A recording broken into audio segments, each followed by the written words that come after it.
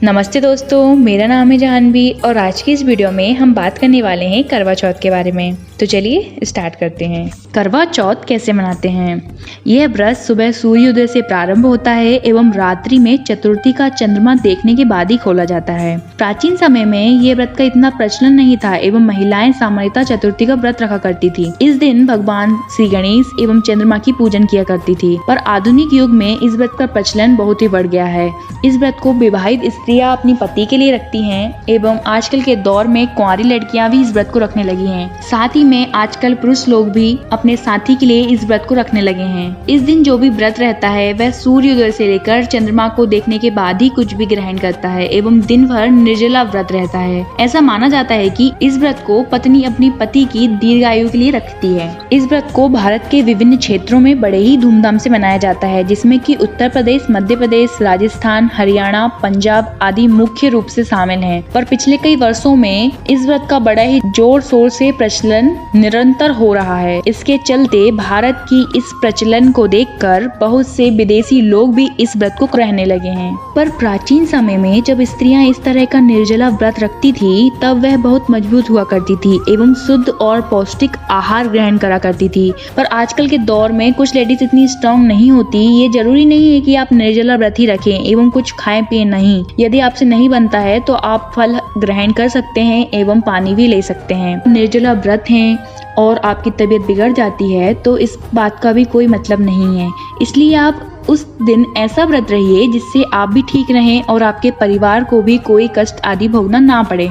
कैसे मनाया जाना चाहिए करवा चौथ का व्रत? यदि हम फैक्ट की बात करें तो करवा चौथ का व्रत सिर्फ हमें भूखा रहने के लिए एवं पति की दीर्घायु के लिए तो रहना नहीं चाहिए, बल्कि यह व्रत दोनों पति पत्नी मिलकर रह सकते हैं, क्योंकि साथी एक दूसरे के साथ होते हैं। और ये जरूरी नहीं है कि सिर्फ पति की ही दीर्घायु हो, पत्नी की भी दीर्घायु होनी चाहिए। यह व्रत दीर्घायु के लिए तो ठीक है, पर यदि हम बात करें कि इसका उद्देश्य दीर्घायु ना होकर हमारी जितनी भी आयु भगवान के द्वारा हमें दी गई है उसको हम अच्छे से कैसे जी पाते हैं, इस व्रत का उद्देश्य होना चाहिए कि हमारे बीच यदि कोई भी मिसअंडरस्टैंडिंग है, मनमुटाव है, जो भी है उसे दूर करें, एक दूसरे को समझने की कोशिश करें। यदि आप अपने पार्टनर के साथ खुश भी रहते हैं पर आपको उनकी कुछ बातें अच्छी नहीं लगती है तो वह आप सॉर्ट आउट कर सकते हैं, क्योंकि यह कुछ समय के बाद रिलेशन को बिगाड़ता है। एवं जो भी बात हमें एक दूसरे की अच्छी नहीं लगती है, जिस भी बात से हमारे पार्टनर हमसे नाराज होते हैं और हमारे बीच की दूरी बनती है, वह एक बात आप अपने पार्टनर के लिए खुद ढूंढे या उनसे पूछ सकते हैं जो भी उन्हें अच्छी नहीं लगती है। उसे अपने पार्टनर के लिए करवा चौथ के व्रत के रूप में उसका त्याग करें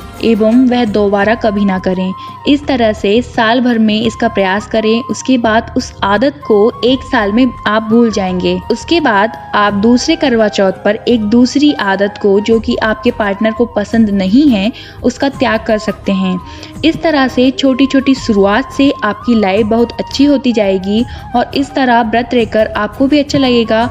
यदि आपके बीच कोई परेशानी नहीं भी है तो ऐसी चीजों से कभी फ्यूचर में आने की संभावना भी नहीं होगी। इस तरह से दोनों पार्टनर एक एक आदत अपने साथी के लिए सुधार सकते हैं, जैसे कि पति अपनी पत्नी के लिए और पत्नी अपने पति के लिए। तो ये डेफिनेटली एक रियल तरीका होगा जिसके थ्रू आप एक हेल्दी रिलेशन की ओर बढ़ेंगे और एक दूसरे की गलतियां माफ करें और अपने जीवन को तनाव रहित एवं खुशीपूर्ण व्यतीत करें। और यदि हम व्रत की बात करें तो संकल्प पूर्वक किए गए कर्म को व्रत कहा जाता है। व्रत का अर्थ है किसी भी कार्य को संकल्प लेकर पूर्ण करना।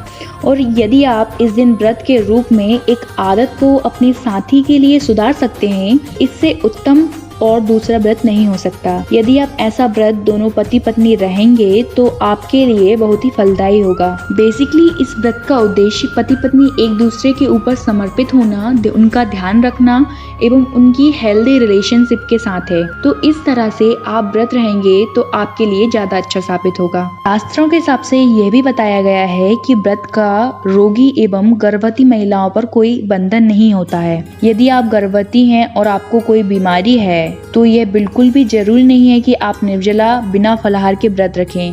आप फलाहार लेकर भी, पानी पीकर भी व्रत रख सकते हैं और भगवान की पूजन कर सकते हैं। ऐसा कहा भी जाता है कि भगवान श्रद्धा भाव का भूखा होता है, ना कि रीति रिवाज का। इस तरह से यदि आप कष्ट में हैं तो आप अपनी सुविधा अनुसार व्रत के रूप को बदल सकते हैं। तो आज हमने देखा कि करवा चौथ कैसे मनाते हैं और हम कैसे मना सकते हैं। मेरी वीडियो देखने के लिए धन्यवाद। आप सभी पर माता रानी का आशीर्वाद सदैव बना रहे। बने रहिए मेरे साथ, तब तक